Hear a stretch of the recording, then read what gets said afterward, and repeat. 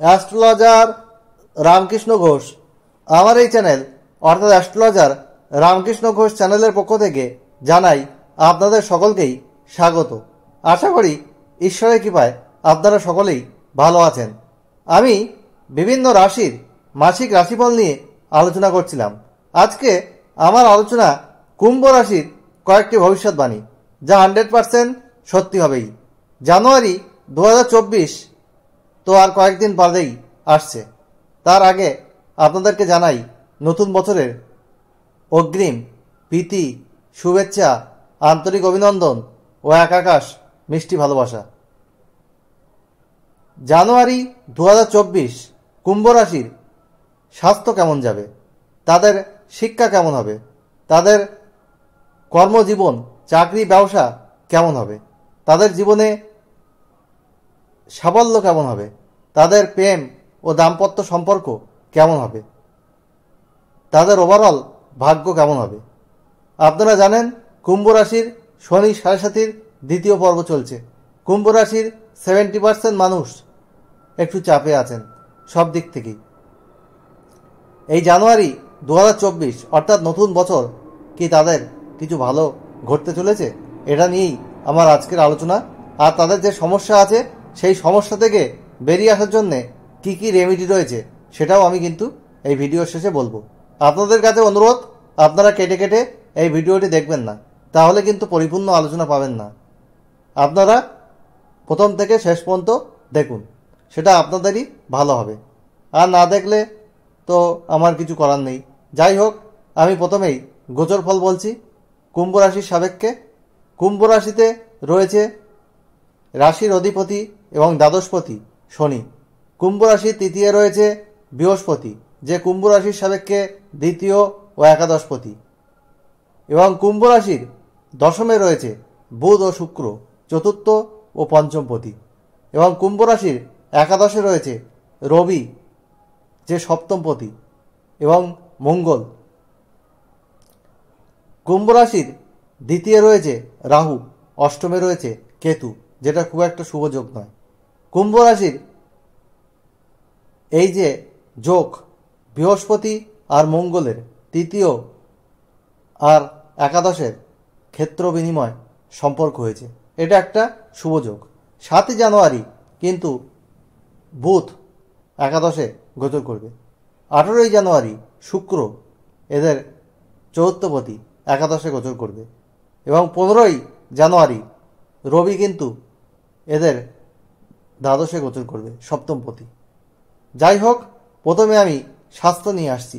Health is wealth, স্বাস্থ্যই সম্পদ। স্বাস্থ্য যদি ভালো না থাকে কোনো কিছুতেই কিন্তু মনোসংযোগ ঠিক মতো আসে না, আমাদের সাকসেস রেট কিন্তু অনেক কমে যায়।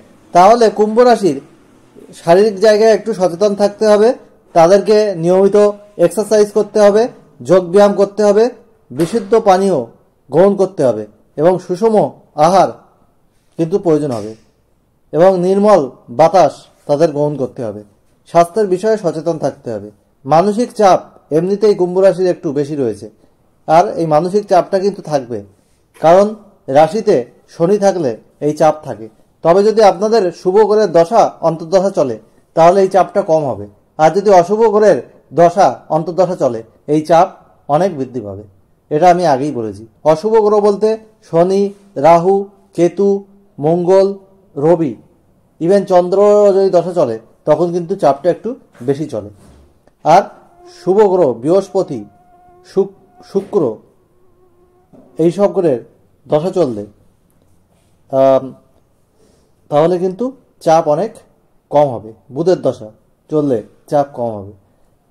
আর এই কুম্ভ রাশির যেটা অস্থিপীড়া, স্পন্ডিলাইটিস, পিঠে ব্যথা, কোমর থেকে পায়ের পাতায় পেন, এইসব সমস্যা কিন্তু দেখা যেতে পারে। এছাড়া চোখ ও দাঁতের সমস্যাও দেখা যাবে। শারীরিক বিষয়ে সচেতন থাকতে হবে। আর আপনাদের উদর কষ্ট দেখা যেতে পারে। জীবজন্তু থেকে সাবধান থাকতে হবে, পোকামাকড় থেকে সাবধান থাকতে হবে। শত্রুতা হতে পারে। অষ্টমে কেতুর অবস্থান, অহেতুক কোনো ঝামেলায় জড়িয়ে পড়তে পারেন। এরপরে আসছি আমি শিক্ষা, আপনাদের চতুর্থপতি শুক্র কিন্তু দশমী, পঞ্চমপতি বুধ দশমী। আপনাদের প্রাথমিক শিক্ষার জায়গা ভালোই রয়েছে এবং কলেজ বিদ্যাও ভালো রয়েছে। আপনাদের মনোসংযোগ আরও বৃদ্ধি পাবে। যদিও শনি সাড়ে সাড়িতে অনেক সময় স্মৃতিশক্তি কমে যায়, কনসেন্ট্রেশনের অভাব দেখা যায়। আপনাদের শুভ গ্রহের দশা চললে এগুলো কিন্তু থাকবে না, কারণ একাদশে আপনাদের অশুভ গ্রহ রবি মঙ্গল অবস্থান করছে, যেটা আপনাদেরকে অধিক মাত্রায় সাফল্য দেবে। এবং মঙ্গল ও বৃহস্পতির ক্ষেত্র বিনিময় হয়েছে। আপনাদের প্রচেষ্টা কিন্তু সার্থক হবে। কোনো কম্পিটিটিভ এক্সামে সহজেই আপনারা কিন্তু এখন এক্সাম থাকলে ক্র্যাক করতে পারবেন। গেট, নেট, সেট এইসব যদি এক্সাম থাকে এবং কোনো এছাড়া আরও কম্পিটিটিভ অনেক এক্সাম আছে, জিআরই, টোয়েফেল, সেগুলোতে আপনারা ক্র্যাক করতে সফল হবেন। আর আপনাদের উচ্চশিক্ষা, যেটা নবম ভাব থেকে বিচার হয়, আপনাদের নবমপতিও কিন্তু দশমে, পরে একাদশে গোচর করছে। আপনাদের উচ্চশিক্ষার যোগ রয়েছে। আপনারা বাড়ি থেকে দূরে গিয়ে পড়াশুনো করলেও আপনাদের কিন্তু সফলতার যোগ আমি দেখতে পাচ্ছি। তারপরে আমি আসছি শিক্ষার পরে কর্ম। আপনাদের কর্মপতি মঙ্গল কিন্তু একাদশে অবস্থান করছে এবং কর্মস্থানে পঞ্চমপতি বুধ এবং চতুর্থপতি শুক্রের অবস্থান। আপনাদের কর্মের জায়গা ভালো হবে এবং আপনাদের পদোন্নতি, অর্থ ইনকাম এগুলো কিন্তু দেখা যাবে। ডেলি রোজগার বৃদ্ধি পাবে এবং তাদের অনেক কিন্তু সাফল্য হবে, কারণ একাদশ ঘর থেকে আমরা সাফল্য বিচার করি এবং সেখানে একাধিক গ্রহের সন্নিবেশ কিন্তু সহজে জীবনে সাফল্য দেবে। আর যাদের শুভ গ্রহের দশা অন্তর্দশা চলছে তাদের ক্ষেত্রে তো কথাই নেই, আর অশুভ গ্রহের দশা অন্তর্দশা চলছে তাদেরও কিন্তু অনেক ভালো ফল রয়েছে। আর প্রেমের ক্ষেত্রে এখানে পঞ্চমপতি কিন্তু দশমী অবস্থান করছে এবং পরে একাদশে গোচর করছে। প্রেম এবং রোমান্সের ক্ষেত্রে কিন্তু শুভ সময় কুম্ভ রাশির, এটা বলা যায়। আর কুম্ভ রাশির কিন্তু বিবাহের যোগাযোগ হতে পারে, কারণ এখানে সপ্তমপতি কিন্তু মাসের প্রথম দিকে, প্রথমার্ধে কিন্তু একাদশে অবস্থান করছে। বিবাহের যোগাযোগ আসতে পারে। তবে দ্বিতীয় ভাগে দ্বাদশে গোচর করছে, তখন কিছু ক্ষেত্রে দাম্পত্য জীবনে একটু মনের অমিল বা স্ত্রীর শারীরিক জায়গায় কিছু সমস্যা এইসব দেখা যেতে পারে। তো আপনারা একে অপরের সঙ্গে কম্প্রোমাইজ করে চলবেন, আন্ডারস্ট্যান্ডিং করে চলবেন এবং একে অপরকে মর্যাদা দেবেন, কথাকে গুরুত্ব দেবেন, তাহলেই কিন্তু আপনাদের দাম্পত্য জীবন শুভ হবে। এবং ব্যবসার ক্ষেত্রে আপনাদের সপ্তমপতি একাদশে রয়েছে, ব্যবসার ক্ষেত্রেও কিন্তু লাভজনক ফল মাসের প্রথমার্ধে রয়েছে। যে কোনো ধরনের ব্যবসা, যারা সেলস মার্কেটিংয়ের সঙ্গে বিশেষ করে যুক্ত, তাদের এজেন্সিমূলক কাজের সঙ্গে যুক্ত, যারা অ্যাকাউন্টস রিলেটেড কাজের সঙ্গে যুক্ত এবং যারা গভর্নমেন্ট সেক্টরে কোনো কন্ট্রাকচুয়াল জব করেন, তাদের জন্যও কিন্তু শুভ সময় এটা। আর মেডিকেল রিপ্রেজেন্টেটিভ জন্যও কিন্তু একটা শুভ সময়। যারা মেডিকেল প্রফেশনে আছেন তাদের জন্য এটা কিন্তু ভালো সময়, এই জানুয়ারি 2024। আর আপনাদের ওভারঅল ভাগ্য কিন্তু ভালোই রয়েছে। জানুয়ারি 2024-এ আপনারা সব দিক থেকে সফলতা পাবেন। তবে দ্বিতীয় রাহুর অবস্থান হেতু আপনাদের কিন্তু আর্থিক ব্যয় রয়েছে। আপনাদের যেমন ইনকাম ভালো হবে, তেমন ব্যয়ের জায়গাও কিন্তু রয়েছে। এবং অষ্টমে কেতু, আপনারা অহেতুক ঝামেলায় জড়িয়ে পড়বেন। জীবজন্তু পোকামাকড় থেকে একটু সাবধানে থাকবেন। আপনাদের গুপ্ত শত্রুতা কিছু সৃষ্টি হবে, এগুলো কিন্তু সাবধান থাকবেন।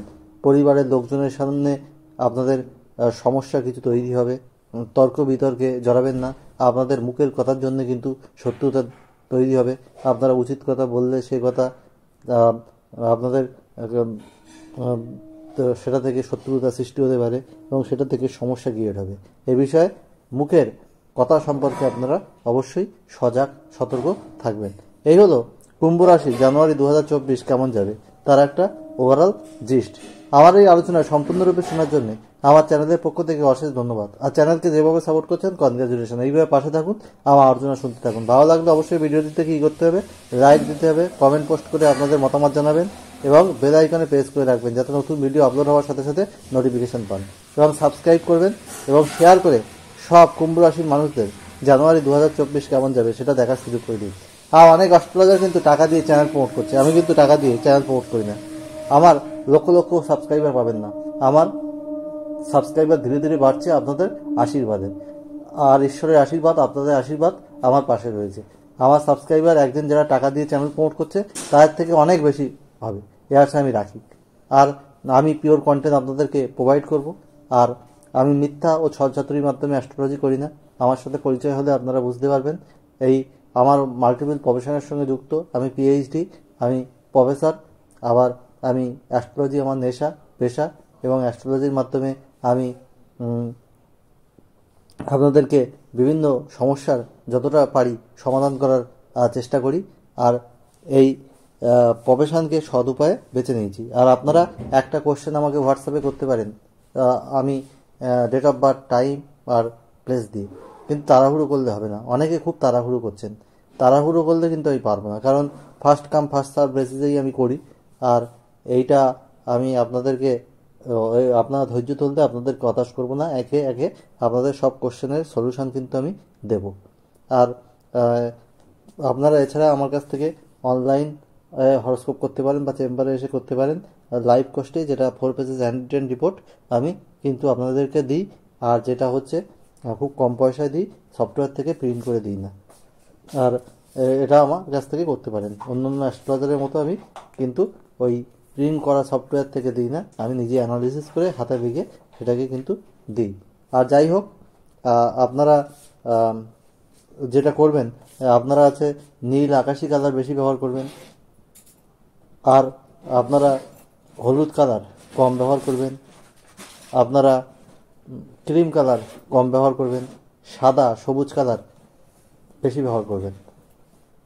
এবং অবশ্যই আপনারা কিন্তু শনির বীজ মন্ত্র প্রতিদিন সূর্যাস্তের পর 8 বার পশ্চিম দিকে মুখ রেখে খোলা আকাশের নিচে দাঁড়িয়ে পাঠ করবেন, ওং প্রাম প্রিম প্রোম শনিশ্চরায় নমঃ। আর যেটা করবেন, আপনারা শনি মন্দিরে নীল অপরাজিতা ফুলের মালা দান করবেন মাসে একবার, শনিবার। আর অবশ্যই প্রতি শনিবার পশ্চিম দিকে মুখ রেখে নিরামিষ আহার করুন। আপনার যতদিন শনি সারি চলছে। আর শনিবার সর্ষের তেলে কালো তিল দিয়ে প্রদীপ জ্বালান। মদ মাংস যারা খান, এই শনিবারে খাওয়া বর্জন করুন। মদ এইসব ত্যাগ করুন। অসৎ সঙ্গ ত্যাগ করুন। আপনারা আধ্যাত্মিক চিন্তা ভাবনা করুন, তাহলে কিন্তু আপনারা সুফল পাবেন। আর যেটা করবেন, আপনারা ঘরে দক্ষিণেশ্বরের কালী একটা ছবি রেখে প্রতিদিন বা প্রতি শনিবার পায়ে লাল জবা ফুল দিয়ে কিন্তু প্রণাম করবেন, তাহলে কিন্তু সুফল পাবেন। আর হনুমান মন্ত্র প্রতিদিন 3 বার বা 28 বার পাঠ করবেন, ওং হং হনুমতে নমঃ। আর হনুমান চালিসা প্রতি মঙ্গলবার পাঠ করুন, আপনারা সুফল পাবেন। যাই হোক, আমার আলোচনা আপনারা শুনলেন, এটা আমার ভালো লাগলো। আমার পাশে আছেন, আমাকে সাপোর্ট করছেন, তার জন্যে আপনাদেরকে অশেষ ধন্যবাদ। 2024 জানুয়ারি আপনাদের কিছু বাধাবিঘ্ন আছে, বেশিরভাগটা ভালো রয়েছে, একটু বাধা তো আসবেই, কারণ শনির সাথে চলছে। অশুভ গ্রহের দ্বারা চললেই বাধাটা বেশি হবে। তা সত্ত্বেও আমি বলি 2024 জানুয়ারি আপনাদের সুখ জীবন, সুখ সমৃদ্ধি, আনন্দে ভরে উঠুক, এই প্রার্থনা করে আমি আজ এখানে শেষ করছি। আবার খুব তাড়াতাড়ি নতুন আলোচনা নিয়ে আপনাদের সামনে হাজির হব, টোটকা টিপস দেবো, আপনাদের পাশে থাকবো, আপনাদেরকে সাপোর্ট করব, আপনারাও আমার পাশে থাকুন, এই আশা আমি করছি আপনাদের কাছ থেকে। আর আপনাদেরকে পিওর কন্টেন্ট আমি প্রোভাইড করব। আজ এখানেই শেষ করলাম। আপনারা সবাই ভালো থাকুন।